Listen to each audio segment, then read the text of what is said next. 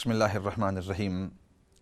تو بریک سے پہلے کچھ سوالات ہوئے اور کوشش کریں گے کہ ان سوالات کے جواب دیں گے۔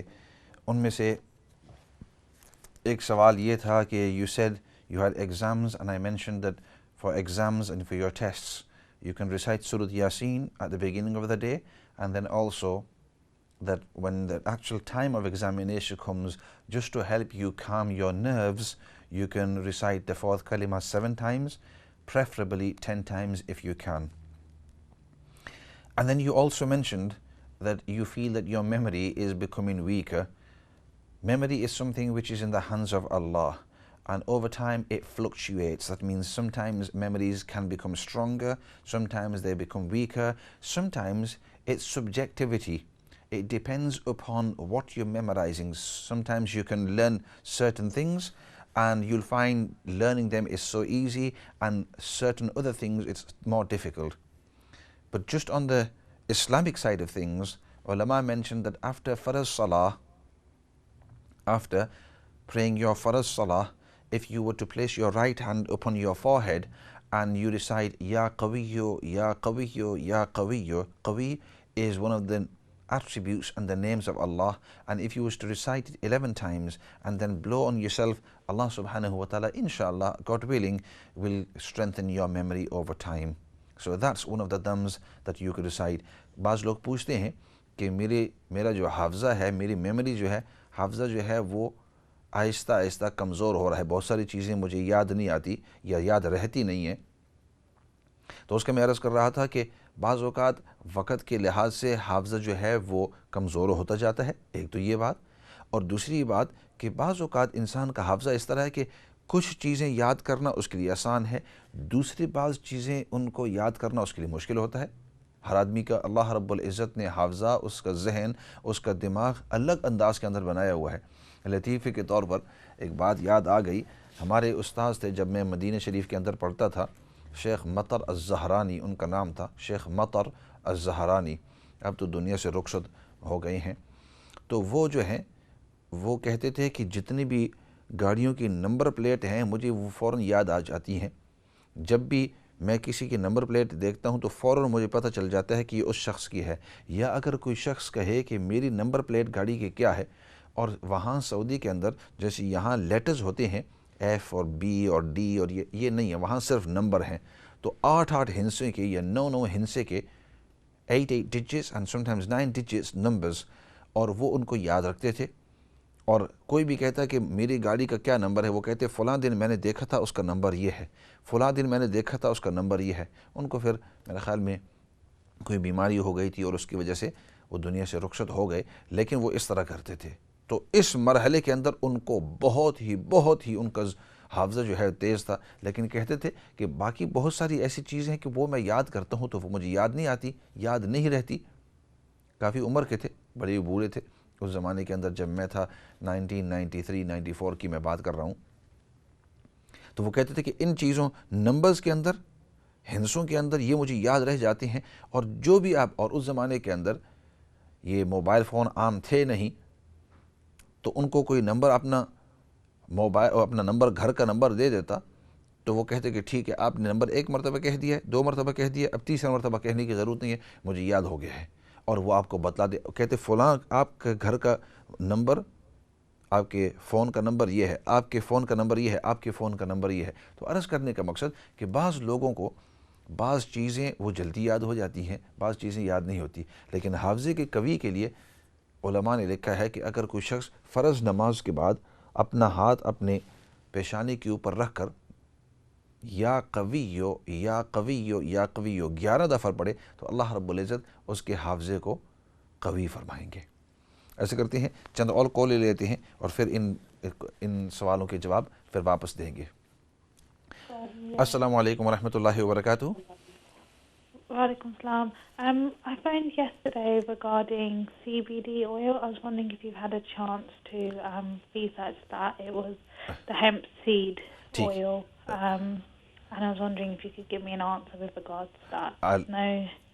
I'll try my best, inshallah, to have a look through it. Didn't have a chance, and we'll try my best, inshallah. All right, thank you. Most welcome. Good. اس کے بعد والا سوال یہ تھا کہ وہ کہتے ہیں کسی بڑی بوڑھی نے فون کیا تھا، انہوں نے بتلایا کہ وہ بیمار ہیں اور انہوں نے بڑی دعائیں دی، اور ہو سکتا ہے کہ وہ ان کو یا اردو یا پنجابی بول رہے تھے. وہ کہہ رہے تھے کہ میں بیمار ہوں، بچے بیمار ہیں، تو ان کے حق کے اندر بھی اور باقی جتنے بھی بیمار ہیں دنیا کے اندر جہاں کہیں بھی ہیں، ہم دعا کرتے ہیں کہ اللہ رب العزت سب کو شفا نصیب فرمائے. وَإِذَا مَرِضْتُ فَهُوَ يَشْفِينِ، کہ جب کہ ہم بیمار ہوتے ہیں تو شفا اللہ کے ہاتھ کے اندر ہے. اللہ رب العزت شفا دینے والے ہیں. اسباب ہم ضرور اختیار کریں گے، لیکن سب سے پہلے توکل اللہ کی ذات پر ہوتا ہے. تو اس لیے میں ان سب کے لیے دعا کرتا ہوں، اور ہو سکتا ہے کہ آپ میں سے جب کوئی آمین کہے تو آپ میں سے کسی کی آمین قبول ہو جاوے. بعض اوقات دعا کرنے والا وہ کمزور ہوتا ہے، وہ گناہگار ہوتا ہے، اور ہم سب گناہگار ہیں، ہم سب سے غلطیاں ہوئی ہیں. لیکن جب آمین انسان کہتا ہے تو وہ گویا یہ کہہ رہا ہے کہ یا اللہ اس شخص نے جو دعا مانگی ہے، یا اللہ وہ دعا مجھے بھی نصیب فرما. اور کوئی پتہ نہیں کہ لسنرز میں سے یا سامعین یا ناظرین میں سے کون سا شخص کتنے مخلص انداز کے اندر آمین کہے، اللہ رب العزت اس کی آمین قبول کر کے جتنے بھی بیمار ہیں سب کو شفا دے دے. تو اس لیے میری دعا ہے کہ اللہ رب العزت جتنے بھی بیمار ہیں سب بیماروں کو شفا نصیب فرمائے، اور پھر شفا کاملہ نصیب فرمائے. کاملہ کا مطلب پوری شفا نصیب فرمائے، اور کاملہ عاجلہ جلدی شفا نصیب فرمائے. استاد محترم یہ دعا سکھاتے تھے، فرماتے جب بھی کسی کے لیے دعا کرو تو پوری دعا اس انداز کے اندر کرو. کیوں؟ اس کی وجہ فرمایا اگر آپ کسی کے لیے کرتے ہیں یا اللہ فلاں شخص کو شفا دے دے، تو آپ کی دعا اللہ رب العزت قبول کر دیتے ہیں. لیکن اس کی مرضی اب شفا دے وے، یا مہینے بعد شفا دے دے وے، یا 1 سال کے بعد. آپ نے یہ تو نہیں مانگا، آپ نے تو صرف یہ کہا کہ یا اللہ اس کو شفا دے دے. تو اس لیے ایک تو یہ دعا کرنی یا اللہ عاجل یعنی جلدی اس کو شفا دے دے. اور دوسری بات جب آپ کہیں یا اللہ اس کو شفا دے دے وے، اس کی بیماری کو ہٹا دے، تو آپ نے تو یہ نہیں کہا کہ پوری بیماری، آدھی بیماری، یا آپ نے دل کی بیماری کی تو پوچھا ہے لیکن ٹانگ کی بیماری اس کے ابھی تک باقی ہے، یا اس کے پاؤں کی بیماری ہے، یا درد سر تو تھوڑا سا باقی ہے. تو اس لیے دعا ہمیشہ کرو یا اللہ اس کو شفائے کاملہ، پوری شفا دے ہر بیماری سے. یا اللہ شفائے کاملہ اور عاجلہ یعنی بہت جلدی شفا نصیب فرما. تو اس لیے ہم بھی تمام بیماروں کے لیے یہی دعا کرتے ہیں. ایسے کرتے ہیں اگلی کال کی طرف بھی جاتے ہیں تاکہ ساتھ ساتھ میں کچھ کالیں بھی ہلکی ہوتی جائیں. السلام علیکم ورحمۃ اللہ وبرکاتہ. وعلیکم السلام. جی بھائی آپ آن دی ایئر ہیں. Brother, I've just got a question about trading. About who? Trading. Yeah, trading. Go on then. Are you allowed to trade, brother? What kind of trading? It depends.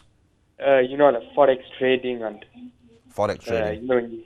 When you invest in stocks online, because it seems like a bit of a gamble, and some people say it is allowed, and some people say it's forbidden. And I'm just wondering, so I thought I'd call it. It's a very good question, and you should call in. And it seems you're a youngster, and we'd love youngsters to come in and call and ask their questions and feel involved, so that you're asking a question. And I'm sure there's lots of youngsters who will appreciate you asking this question. So well done, and inshallah I will definitely answer this question. You're asking about forex trading. Yeah, that's right. Ji. Okay, ठीक inshallah. You keep listening, and inshallah I'll definitely answer that. اگلی کال کی طرف جاتے ہیں جی. السلام علیکم ورحمۃ اللہ وبرکاتہ. السلام علیکم.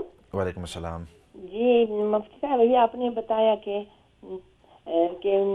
میموری کے لیے کہ 11 دفعہ آپ یا کبھی پڑھیں جی. تو اس کے آگے پیچھے درود شریف پڑھنا ضروری ہے یا نہیں، یا ایسے ہی پڑھ سکتے ہیں؟ اگر ویسے ہی پڑھ لیں تب بھی ٹھیک ہے، لیکن اگر اس سے پہلے درود شریف پڑھ لیں وہ بھی بہت اچھا ہے. ٹھیک ہے انشاءاللہ. ایسے کرتے ہیں. اس کے بعد والا سوال ہوا تھا کہ انہوں نے پوچھا کہ اگر ہم جھوٹ بولیں تاکہ حالات کو اچھا کرنے کے لیے تو آیا ہم جھوٹ بول سکتے ہیں یا نہیں. تو فرمایا کہ 3 جگہوں کے اندر اس کو جھوٹ تو نہیں کہیں گے، اس کو کنایا کہہ دیتے ہیں، اس کی اجازت ہے. ایک تو یہ کہ اگر کسی شخص کی جان خطرے کے اندر ہے تو اپنی جان بچانے کے لیے اگر وہ اس طرح کا کوئی بات کہہ دے تاکہ کسی اور کو نقصان نہ ہو، لیکن اپنی جان بچانے کے لیے، تو اس وقت اس کی اجازت ہے. بعض اوقات ایک بات. دوسری بات فرمایا کہ صلح کرنے کے لیے، آپ کو پتہ ہے کہ ان دونوں کے درمیان آپس کے اندر دشمنی ہے، اور اس کو جا کر کہے کہ بھائی وہ آپ کے بارے میں اچھا سوچتا ہے اور آپ کے بارے میں وہ اچھی باتیں کہتا ہے، اور اس کو کہہ دے کہ بھائی وہ آپ کے بارے میں اچھا سوچتا ہے، اچھی باتیں کہتا ہے اور آپ کے بارے میں اچھے خیال رکھتا ہے، تو اگرچہ وہ اچھے نہیں رکھتا لیکن دونوں کے درمیان صلح کرانے کے لیے، اور ایسا جھوٹ کہ جس کی وجہ سے اس کو بھی نقصان نہ ہو اور اس کو بھی نقصان نہ ہو، اس کی اجازت ہے۔ وہ پہلی مثال کہ جس وقت انسان اپنی جان بچانے کے لیے یا کسی شخص کی جان بچانے کے لیے، تو اس کو جھوٹ بھی کہہ سکتے ہیں، توریہ بھی کہہ سکتے ہیں۔ توریہ سیدنا ابراہیم علیہ السلام کے بارے میں آتا ہے کہ آپ کسی علاقے سے گزر رہے تھے، اور وہاں کا جو بادشاہ تھا، اس کے پاس جب اس قسم کے کپلز آ جاتے کہ میاں بیوی ہوتے، تو وہ برداشت نہیں کر سکتا کہ یہ مرد ہے اور اس کے ساتھ عورت بالکل صحیح سلامت یہاں اس علاقے سے گزر رہی ہیں، تو وہ اس عورت کو قتل کر دیتا یا اس مرد کو قتل کر دیتا، ان دونوں میں سے کسی کو قتل کر دیتا تاکہ ان میں سے ایک رہ جائیں، وہ دونوں اکٹھے نہ ہوں اور پھر آگے ان کی نسل نہ چلے۔ تو سیدنا ابراہیم علیہ السلام کے ساتھ ان کی جب گھر والی تھی، تو اس بادشاہ نے پوچھا کہ یہ کون ہے؟ تو انہوں نے فرمایا اختی، بہن ہے، بہن۔ تو اس بادشاہ نے جب دیکھا کہ یہ بہن ہے تو اس نے کہا کہ پھر ان کو چھوڑ دو، جانے دو۔ اس کو پتہ چل گیا، اس کے ذہن میں تھا کہ یہ جب بہن ہے تو میاں بیوی تو ہے نہیں، تو آگے نسل چل نہیں سکتی، ان میں سے ایک کو قتل کرنے کی ضرورت نہیں ہے، ان کو چھوڑ دیا۔ بعد میں سیدنا ابراہیم علیہ السلام سے کسی نے پوچھا تو فرمانے لگے کہ دین کے اندر سب بہن بھائی ہیں، یہ میری بیوی تو ہے لیکن دین کی بہن ہے، مطلب ہم دونوں کا دین شریک ہے۔ میرا یہ مقصد تھا، جھوٹ میں نے نہیں بولا، اس کو توریہ کہتے ہیں۔ اسی طریقے سے نبی کریم صلی اللہ علیہ وسلم اور سیدنا ابو بکر صدیق رضی اللہ تعالیٰ عنہ ایک خاص موقع کے اوپر، یعنی ہجرت کے موقع کے اوپر جب آپ جا رہے تھے، تو ابو بکر صدیق بھی تھے، آپ صلی اللہ علیہ وسلم بھی ساتھ تھے، دونوں اونٹوں کے اوپر چل رہے تھے، اور پیچھے سے آپ کے پیچھا کرنے والے تاکہ آپ کو پکڑ لیں اور آپ دونوں کو شہید کر لیں۔ تو ان میں سے جب وہ شخص نزدیک پہنچے تو انہوں نے ابو بکر صدیق اور آپ صلی اللہ علیہ وسلم کو سامنے کر کے گھیر لیا اور پوچھنے لگے کہ بتلا یہ کون ہے آپ کے ساتھ۔ اب اس زمانے میں، اگلی بات سمجھنے سے پہلے یہ بات سمجھ لیں، اس زمانے میں اس طرح ہوتا تھا کہ جب آپ کسی صحرا سے گزریں، ڈیزرٹ سے، تو آج کل جیسے ہمارے سائن پوسٹ ہوتے ہیں کہ اس طرف جاؤ تو برمنگھم ہے، اس طرف جاؤ تو لندن ہے، اس طرف جاؤ تو مانچسٹر ہے، یہ جو بڑے بڑے سائنز ہوتے ہیں آپ کی موٹر وے کے اوپر یا روڈز کے اوپر، تو اس زمانے میں سائنس تو تھے نہیں، تو بورڈ تھے نہیں، تو اگر آپ جا رہے ہیں تو آپ کو راستہ پتہ نہیں ہے، تو آپ کے پاس آپ کے ساتھ ایک دلیل ہوتا، ایک رہنما ہوتا، جن کا کام ہی، ان کو بڑی ایکسپیرینس ہوتی تھی، وہ ستاروں سے، چاند سے اندازہ ہو جاتا کہ اگر مجھے مکہ سے مدینہ جانا ہے تو ادھر سے اتنے دن تک چلنے کے بعد ادھر سے جب اس ستارے اور اس چاند کے درمیان پھر ادھر راستے سے جانا ہے، پھر ان پہاڑیوں سے نیچے جانا ہے، ادھر جانا ہے، ان کو راستہ پتہ ہوتا تھا، تو اس کو رہنما کہتے تھے، وہ راستہ بتلانے والے۔ تو ابو بکر صدیق رضی اللہ تعالیٰ عنہ کو جب ان لوگوں نے پوچھا اور آپ صلی اللہ علیہ وسلم سے کہ تم دونوں کون ہو اور یہ کون ہے تمہارے ساتھ، تو ابو بکر صدیق فوراً فرمانے لگے کہ رجل یہدینی السبیل، یہ وہ آدمی ہے جو مجھے راستہ دکھا رہا ہے، راستہ دکھانے والا ہے، راستہ دکھانے والا ہے۔ تو فوراً جو دشمن تھے ان کے ذہن کے اندر یہ بات آ گئی کہ یہ ایک کوئی مسافر ہے اور یہ اس کے ساتھ کوئی اس کو راستہ دکھانے والا ہے۔ تو انہوں نے آپس کے اندر بات کی، بھائی یہ تو دو مسافر ہیں، ایک راستہ دکھانے والا ہے اور ایک مسافر ہے، سفر کرنے والا ہے، ان کو چھوڑو، چلو آگے چلو۔ ابو بکر اور محمد صلی اللہ علیہ وسلم آگے ہوں گے، اور وہاں سے چلے گئے۔ تو آپ صلی اللہ علیہ وسلم نے حضرت ابو بکر صدیق رضی اللہ عنہ کی یہ بات سن کر جب وہ دشمن چلے گئے تو مسکرانے لگے۔ تو ابو بکر صدیق آخر قریبی یار تھے، سمجھ گئے، انہوں نے آپ صلی اللہ علیہ وسلم کی طرف دیکھ کر فرمایا یا رسول اللہ صلی اللہ علیہ وسلم، آپ تو مجھے راستہ دکھانے والے ہیں جنت کا، اب جنت ہی کا تو راستہ مجھے دکھانے والے ہیں، اس لیے میں نے یہ کہا تھا۔ وہ یہ سمجھے کہ دنیا کا راستہ دکھا رہے ہیں، اور میرا مقصد تھا کہ آپ جنت کا راستہ دکھا رہے ہیں، اور یہی بات ہے کہ آپ کے راستے دکھائے بغیر ہم جنت تک کبھی نہیں پہنچ سکتے۔ नबी पाक सल्लल्लाहु अलैहि वसल्लम ने उनको बड़ी ही शाबाश दी उनकी जहानत पर। तो कहने का मकसद ये होता है कि बाज़ औक़ात अगर सच बात कहें, आपके सवाल की तरफ आ रहा हूँ, आपने कहा कि अगर मैं सच कहूँ तो दरमियान में हमारा घराना ख़राब होता है, तो उस वक़्त समझदारी के अंदाज़ के अंदर ऐसी बात कहें कि न वो झूठ हो न वो सच हो और आपका मसला भी हल हो जाए। लेकिन ये सिर्फ़ उन हालात के अंदर कि जहाँ आप सुलह कर रहे हैं दोनों फरीक़ों के दरमियान, या ये कि दुश्मन के खौफ से कि आपकी जान या किसी की जान जाने वाली है, इन हालात के अंदर। इसके बाद other question that you asked, you said about forex exchange. A good question. Forex exchange, forex trading it really means foreign exchange market, and the trading on there is allowed in Islam. And what actually happens is nowadays, because of computers, because of technology, people can sit at home and do this trading, and it's really trading in currencies. And normally you buy a certain currency and you sell a certain currency, and it happens all over the world. In fact, in financial terms, forex trading is the largest financial organization or trading on the face of the earth. In fact, it's a trading of approximately 5.3 billion dollars trading it goes on at the same time. And for those people who don't know much about it, what you do is all currencies have a certain rate of exchange between. So for example, if you wanted to exchange your pound with a rupee or a pound with a dollar, so the pound at this very minute will have a certain rate, and it all depends upon the gold and the reserves and upon the economy of the country, etc. There's a lot behind it, but I'm just trying to put it in a nutshell that every currency has a certain rate, and the odd thing is this rate changes by the minute. So 1 minute the exchange rate of the pound will be, for example, here, next minute it could be higher, next 1 minute later it could be lower down. In fact, a minute is very far away. Sometimes it can change by the second. So those people who are into it, what they can do is they can buy $1,000 or maybe $1 million or $100,000 or $50,000, and then when the exchange rate fluctuates, goes higher or lower, when they sell that straight away, they earn upon it, or sometimes they even lose upon it.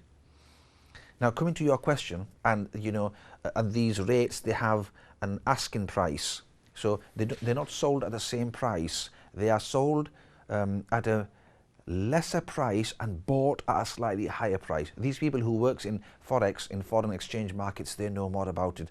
And so you have an asking price, and which is the price that you buy it at, and then you have a bid price. That means a selling price. And the difference between them, they normally call it the spread. It's called the spread. But anyway, that's a bit of background for those maybe who want to go into it or who want to know more about it. So the question is foreign exchange allowed? And in a nutshell, yes, it is allowed. And your question is, it seems like it's gambling, and the answer is it's not gambling, because it's just like anything else. If you can win and lose in it, in the sense that the price can go high and the price can go low, you risk your money, then that's allowed. Inshallah, had I had more time, I would explain why it's allowed. But in a nutshell, it is allowed, it goes on, and there's nothing wrong with it at the moment. और भी बहुत सारे सवालात थे, लेकिन इंशाल्लाह किसी और मौके के ऊपर उनके जवाब देंगे। वक़्त ख़त्म हो गया है, इसलिए दुआ के साथ हम ख़त्म कर लेते हैं। अल्हम्दुलिल्लाहि रब्बिल आलमीन वस्सलातु वस्सलामु अला सय्यिदिल अंबियाइ वल मुरसलीन मुहम्मदिन व अला आलिहि व असहाबिहि अजमईन। रब्बना ज़लमना अनफुसना व इल्लम तग़फिर लना व तरहमना लनकूनन्ना मिनल ख़ासिरीन। अल्लाहुम्मा रब्बना इग़फिर लना व लिइख़वानिना अल्लज़ीना सबक़ूना बिल ईमान व ला तजअल फ़ी क़ुलूबिना ग़िल्लन लिल्लज़ीना आमनू रब्बना इन्नका रऊफ़ुर रहीम। या रब्बल आलमीन, तो हम सब को दीन की सही समझ नसीब फरमा, हम सब को दीन पर इस्तिक़ामत नसीब फरमा। या रब्बल आलमीन, जितने भी बीमार हैं सबको शिफा नसीब फरमा, जितने भी परेशान हाल हैं सबके परेशानियों को दूर फरमा।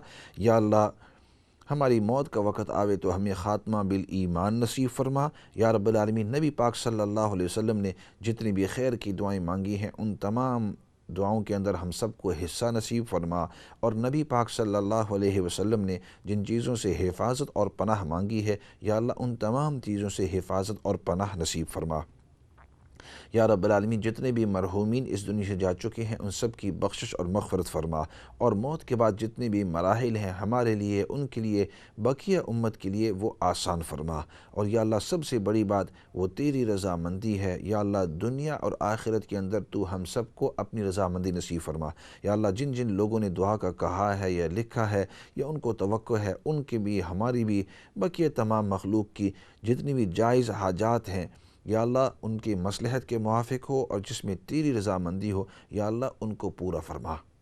سبحان ربک رب العزت عما یصفون وسلام علی المرسلین والحمد للہ رب العالمین برحمتک یا ارحم الراحمین۔